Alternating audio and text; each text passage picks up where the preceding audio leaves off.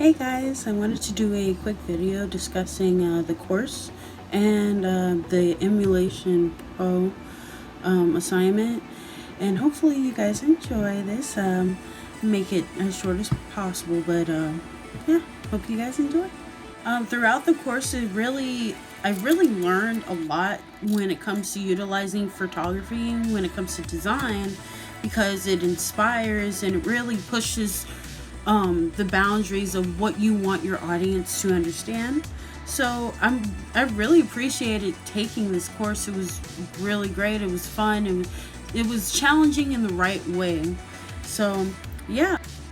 When it came to emulating the pro, the first thing, finding a photographer, a professional photographer that would really inspire, something that I would probably do, and the style that I really am drawn to, and that's why I went with Texas Isaiah, because his work is like vivid and it's raw, and yet how he goes about transferring the elements of the photo is very beautiful. It's very of course it's professional, but like he brings out that vivid quality of what is really behind the message that he wants his audience to recognize, and that's really inspiring for me to learn how to utilize that in a visual way.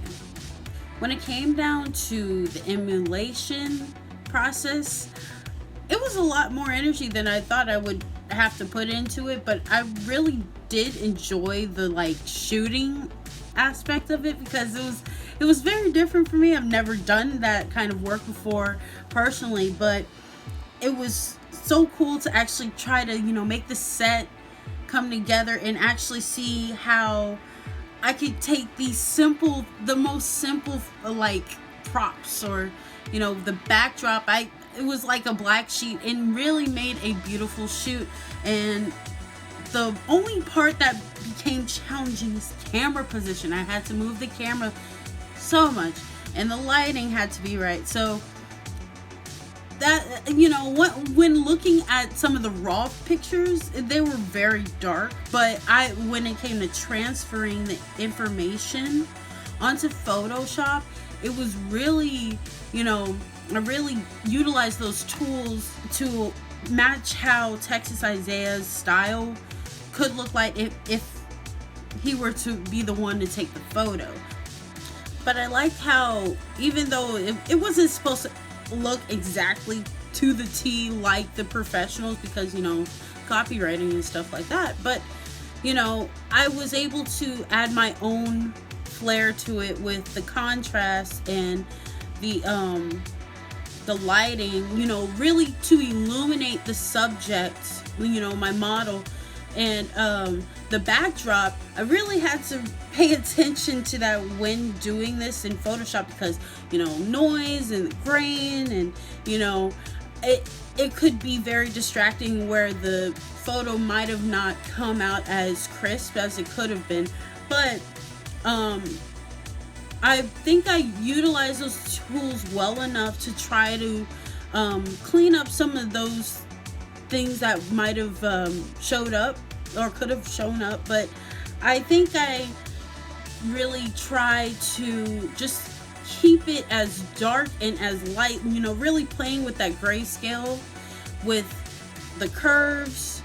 The levels really came in handy. And even there was another tool I used, I can't remember, because there's so many things, and I really played with a lot of different tools to try to get the effect that I really wanted. Another one, these two together, it's pretty much the same as the blur and sharpen tool. These tools together, they were really, at first I had to get used to it, because I hadn't really used it or played with it and practiced enough, but practice makes perfect. And I really played with it to see, oh, maybe I can add a little more here or something there. And it was the artistic quality of creating those effects. But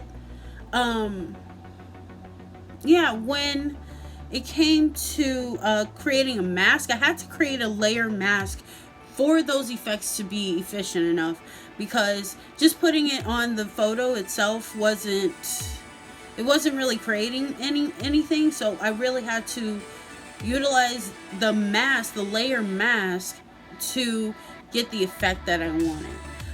It's, adjustments, that's easy to do. That's just, taking the regular original photo. I mean, all of it is going to, transfer, but you want to add more elements to it. You want to make it a little more unique. So I went and did that with the sharpen and blur tool. When finalizing the whole photo, it was I didn't want to spend a whole lot of time making a bunch of layer masks that weren't going to really show.